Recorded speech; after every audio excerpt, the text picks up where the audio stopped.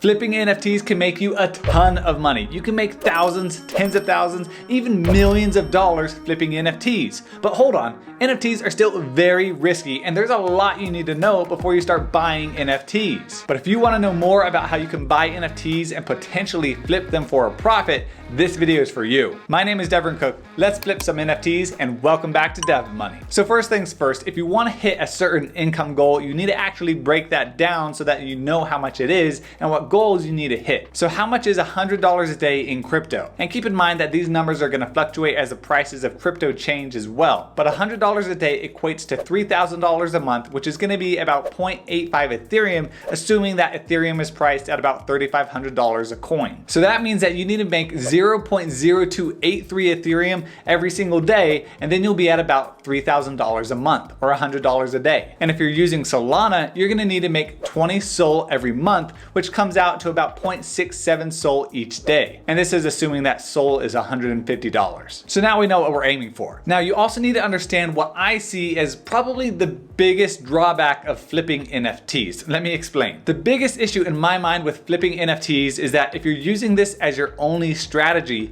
you can potentially miss out on some really big profits because you flipped your NFTs way too early. Imagine that you minted a Bored Ape back in May of 2021 for 0.08 Ethereum, and then you saw the floor price of that ape reach 1 Ethereum, so you thought that was crazy, you sold your ape, and you made basically a 10x profit on that NFT. A 10x return is awesome, and pretty much every investor wants to get 10x returns on every trade that they make, but by selling that NFT and getting that 10x, you still left a ton of money on the table. And that's why I think using a combination strategy of flipping as well as buying and holding is really the best way to go, but that's a topic for another video. So I'm first gonna talk about the two methods to buy NFTs that you're gonna flip later on. I'm gonna talk about how to avoid gas fees, and I'm gonna talk about how to find NFTs, and then finally, I'm gonna talk about when you should be selling your NFTs. So let's get into it. All right, so you really have two options when it comes to acquiring NFTs to flip. You can either one, buy them directly from the developers during either the pre-sale or the public sale. This is called minting NFTs. Or you can use option number two, which is to buy the NFTs secondhand off a secondary marketplace. And there are some different pros and cons to each of these different methods. The best part about minting an NFT is you're buying it at an extremely low price. Most developers are gonna price their NFTs somewhere between 0.05 and 0.08 Ethereum,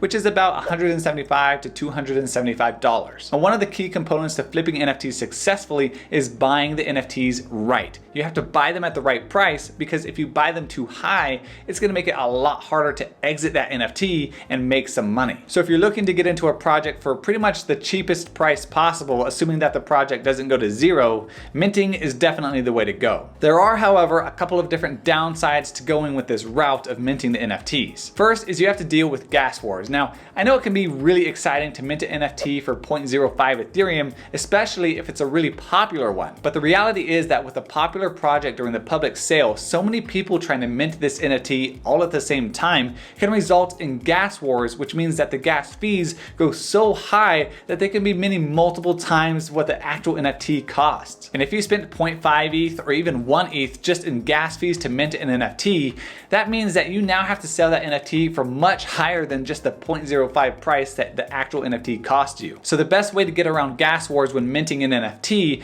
is by getting on the project's whitelist. And when you get on the whitelist, this means that you're typically gonna have between 24 to 48 hours to mint your NFT before the public sale. And what this does is it gives you some flexibility, because now you can monitor gas fees and you can mint your NFT when the gas fees are as low as possible, pretty much just saving you a bunch of money. Now every project is gonna have a different method to get onto their whitelist, so you're gonna have to look into each project individually, but often it's gonna involve sharing the project on social media, boosting the server, getting people to join the server, and different things like that. Now the second issue with minting an NFT is that no matter how thoroughly you research the project, no matter how well you vetted the creators and the people behind it, you really have no idea what's gonna happen with this project until after it launches. NFTs are already risky, and when you're buying into a project with creators that have never done anything in the NFT space and are really just anonymous, you're adding a whole nother level of risk to this already risky investment. And sure, everyone starts from zero, and the next blue chip NFT project could surely come from a creator that we've never even heard of before. But just be aware that buying an an NFT from an unknown creator is like buying stock in a company's IPO when you have no financial data to base your decision off of. And that leads us right into the second option, which is to actually buy NFTs from a secondary marketplace, typically OpenSea, because it's the most popular option. But this option, of course, has its own pros and cons as well, so let's talk about those. The biggest benefit to going with this option is that you get to see how well a project does for the next couple of days, weeks, or even months after it launches, and then you can base your investment decision off of that data. And this really gives you time to see if the creators are putting their money where their mouth is and are actually delivering on their roadmap, or if they're just running off to the Bahamas with their bags full of money. And this strategy is really good if you like to take the wait and see approach. You want to really see what projects are doing well, and then you want to jump on the bandwagon and get into a project like Doodles, World of Women, or Alien Friends. But the downside of this method is probably also pretty obvious. By not minting these NFTs, you're not going to be getting in for the cheapest price possible. And all of the projects these days that are considered good or safe investments are oftentimes many thousands and thousands of dollars, which can make these projects unattainable. So if you do want to go the secondhand route and you would like to get into the blue chip NFTs, you either need to have a ton of money to spend on these NFTs, or you need to get really good at identifying which projects are picking up steam and then buy in before you get priced out. Now let's talk about gas fees. I know it, you know it, we all know it. Gas fees on Ethereum are just ridiculous. They've been really high lately, and sometimes I look at the gas fees and I just think, even if I wanted to, there's no way I'm buying or selling anything with the fees that high. So what's the solution? Well, there's a couple of different options, but pretty much they're all going to involve getting off Ethereum, or at least traditional Ethereum. So if you want to get around the gas fees, but you like the Ethereum blockchain because of its decentralization and because of all the security, you can go with a layer 2 solution like Immutable X. And a layer 2 solution like Immutable X just means that basically Immutable X is built on top of Ethereum, so you still get all the decentralization and security benefits of Ethereum, but the network is going to be a whole lot faster and more efficient, so you don't have to pay gas fees. One of the downsides is that Immutable X is not supported by OpenSea, so you won't be able to buy NFTs on OpenSea. You're going to have to use another exchange like Token Trove. And this is not a completely gas-free option, because you're going to have to pay a gas fee to convert your Ethereum onto Ethereum on Immutable X, so that way you can buy NFTs on Immutable X. So if you want to go 100% entirely gas-free, you're going to have to leave Ethereum entirely and go with something like Solana or Cardano, because you're not going to have to pay any gas fees whatsoever. But keep in mind, you're still not going to be able to buy NFTs on OpenSea with Solana and Cardano,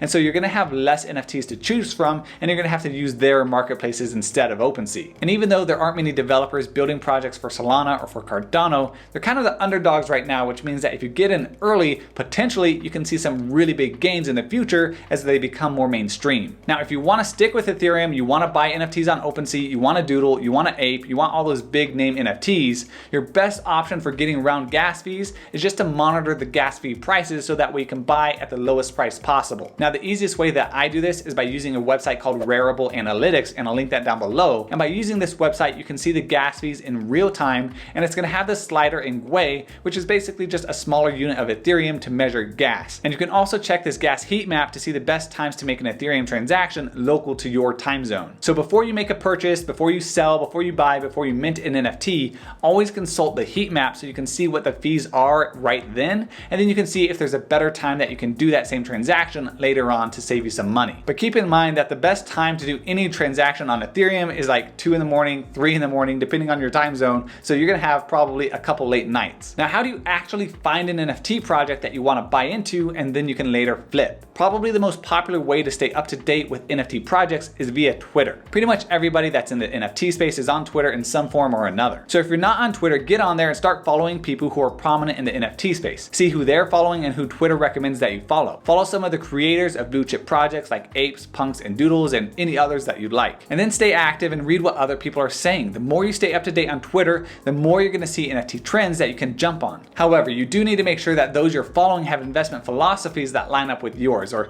at least the best you can tell from Twitter. I wouldn't recommend following anyone who is just promoting every project that pays them. That's a massive red flag. And you're definitely gonna find some influencers who have some integrity in the space and you can rely on them, but you're also gonna find a lot of others who basically will promote anything that has a money sign attached to it. And on top of Twitter, you can also use one of the mini NFT calendars to stay up to date on what NFT projects are gonna be minting very soon. And these are really good for giving an overview of what projects are coming soon, what they're gonna be priced at, and also linking their social accounts and their website website. I think this is a really great place to start browsing projects and seeing what's out there, but also be aware that not every NFT project is going to make it to these calendars, and you're also going to have to weed out the bad projects from the good ones. And the last method I'll mention is using a website like IC Tools so that you can see an increase in sales and see what might start trending in the next couple of weeks. And if you would like to, IC Tools will also show you what mints are taking place live, but there is a $75 a month fee to do that. Not sponsored, just letting you know. Now, maybe one of the most important parts of this entire video: when do you sell your NFTs? Well, ideally you sell at predetermined liquidation points that you set before you even bought into a project, but